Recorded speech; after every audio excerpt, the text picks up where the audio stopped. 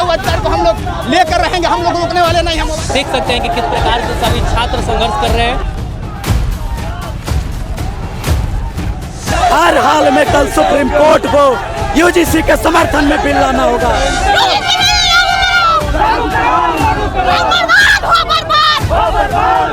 नमस्ते, मेरा नाम अजीत कुमार है और आप देख रहे हैं असली खबरों का बतंगड़। अभी हमारी मौजूदगी पटना के गांधी मैदान में है।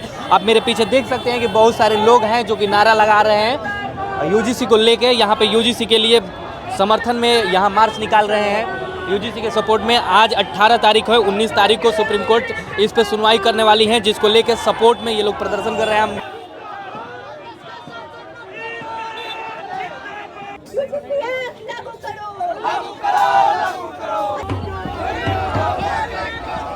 क्या सर, ऐसा लगता है कि यूजीसी एक्ट लाना जरूरी है छात्रों के हित में? नहीं, बिल्कुल। अब देखिए क्या स्थिति है पूरे देश में।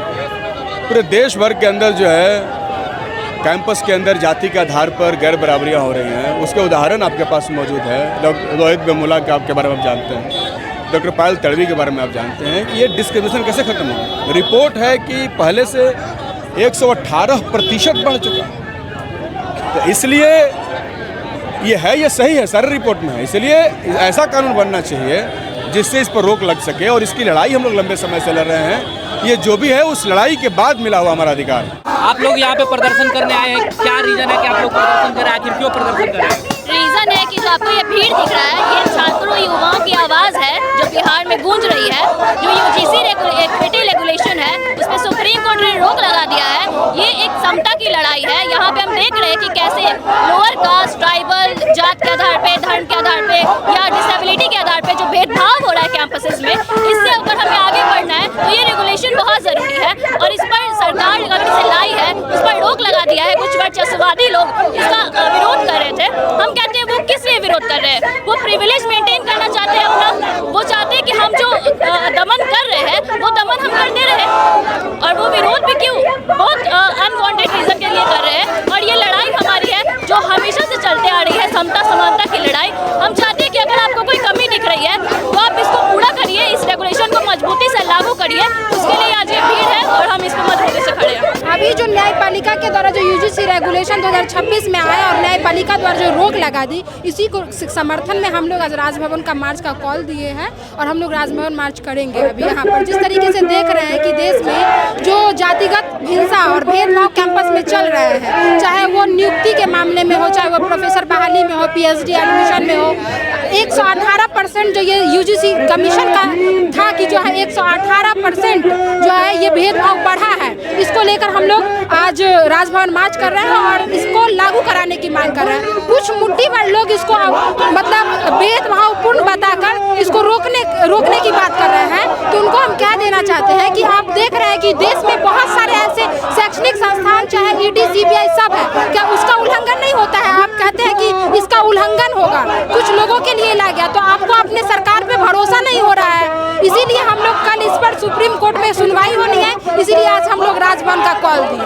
देखिए किस प्रकार पुलिस और छात्रों में झड़प हो रही है। आप लोग देख सकते हैं ये मार्च गांधी मैदान से निकलकर राजभवन के तरफ में बढ़ चुका है और राजभवन के तरफ में बैरिकेडिंग लगी हुई है। पूरी पुलिस तैयार है, अपने पुलिस बल पूरा तपोबल से एकदम तैयार है। सामने से ढकेला हो रहा है, बैरिकेडिंग पे चढ़ने की कोशिश कर रहे हैं छात्र, लेकिन चढ़ने में नाकाम हो रहे हैं। आप लोग देख सकते हैं कि किस प्रकार से सभी छात्र संघर्ष कर रहे हैं और पुलिस भी अपने तरफ से संघर्ष कर रही है इन लोगों के राजभवन की तरफ नहीं बढ़ने के लिए। तो आप लोग देख सकते हैं कि किस प्रकार से छात्र संघर्षरत है, संघर्ष कर रहे हैं। छात्र यहाँ से निकल चुके हैं, बैरिकेडिंग तोड़कर छात्र निकलने में कामयाब हो गए हैं। बैरिकेडिंग को तोड़कर छात्र आगे की तरफ बढ़ चुके हैं, आप लोग देख सकते हैं। निश्चित तौर पे अपने हक और अधिकार को हम लोग लेकर रहेंगे, हम लोग रोकने वाले नहीं। हम लोग ब्रैकेट भी तोड़ेंगे और ये मनवादी का कुर्सी भी हम लोग तोड़ेंगे। निश्चित तौर पे देश का बहुजन समाज के लोग जाग चुके हैं, हम लोग डरने वाले में से नहीं हैं। देखिए इधर डिटेन कर लिया गया है। इधर बहुत सारे लोग जो छात्र हैं ये इस गाड़ी के नीचे बैठ गए हैं, ले जाने से पुलिस प्रशासन बल के नीचे बैठ गए हैं। आप लोग नहीं तो कुर्सी खाली करो। हर हाल में कल सुप्रीम कोर्ट को यूजीसी के समर्थन में बिल लाना होगा। अगर वो समर्थन में बिल नहीं लाया तो आज सिर्फ ये टेलर है, लेकिन उसके बाद पूरे भारत बंद बहुजन समाज के द्वारा किया जाएगा। क्या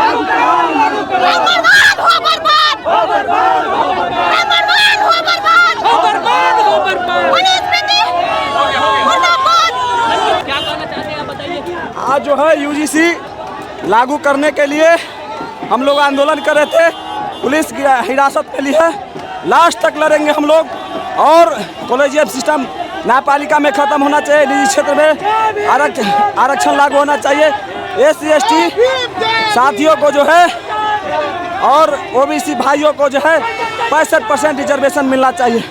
पुलिस जेल भेजे, हम लोग डरने वाले नहीं हैं, फांसी पर चढ़ा दे, हम लोग जेल से डरने वाले लोग नहीं हैं। हम लोग प्रशासन से डरने वाले नहीं हैं और चंद्रशेखर भैया जैसे लड़ा है वैसे लड़ते रहेंगे और हम लोग डंडा खाते रहेंगे और खाए हैं, इसके लिए हमें कोई प्रभाव नहीं पड़ता है। और हम ये जो लागू करने का मांग कर रहे हैं लागू नहीं करेंगे तो हम लगातार लड़ेंगे और लड़ते रहेंगे।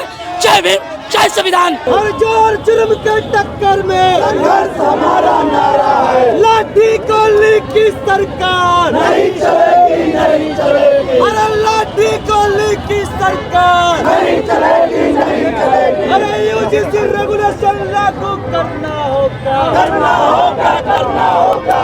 भारत के लिए शर्म की बात है कि आज़ादी के इतने दिनों के बाद भी भेदभाव है, जिसको अंबेडकर जी ने आज़ादी के समय, आज़ादी के बाद ही संविधान के समय उन्होंने कहा था कि भाई हम वोट में समानता तो दे दिया, हर लोगों को एक वोट देने का अधिकार है, लेकिन समाज में जो गैर बराबरी है इसको समय रहते अगर हल नहीं किया गया तो ये हमारा लोकतंत्र, ये हमारा संविधान भी नहीं बचेगा। लेकिन दुर्भाग्य है कि आज़ादी के 75 बरस के बाद बाबा साहब ने जो संकेत दिया था, बाबा साहब ने जो टास्क दिया था, उसके विपरीत उच्च शिक्षण संस्थानों में, समाज में मजदूरों के बीच, किसानों की बात छोड़िए, उच्च शिक्षण संस्थानों में 118% भेदभाव बढ़ गया है। ये हमारे लिए शर्म की बात है, इसको जल्द खत्म करना चाहिए और जल्द खत्म करने के लिए यूजीसी कानून बहुत जरूरी है। सर ऐसा कहा जा रहा है कि अब समाज शिक्षित हो रहा है, अब कहीं भेदभाव नहीं देखने को मिल रहा है, फिर आखिर आप लोग क्यों कर प्रदर्शन? बिल्कुल गलत कहा जा रहा है और इसके कई प्रमाण हैं। रोहित वेमुला से लेकर के पायल तड़वी, ये सारे लोग जो है इसके गवाह हैं, जिनकी शहादतें हुई है विश्वविद्यालयों के भीतर। और उनके मां के अपील के बाद सुप्रीम कोर्ट के आदेश से ये यूजीसी रेगुलेशन इक्विटी एक्ट लाया गया था।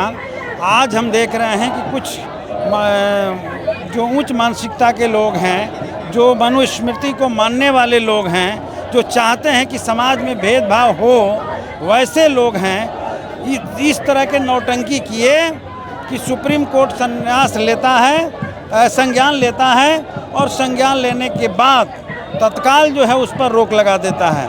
हमारा मानना है कि आज के समय में भेदभाव उसी रूप में है, यूजीसी रेगुलेशन लागू होना चाहिए किसी भी शर्त पर। हालांकि वो तो बहुत ही कमज़ोर था, इसको और भी मजबूती से और भी ताकतवर ढंग से एक्ट बना करके इसे लागू किया जाए, ताकि विश्वविद्यालयों में, उच्च शिक्षण संस्थानों में, नियुक्तियों में भेदभाव को समाप्त किया जा सके।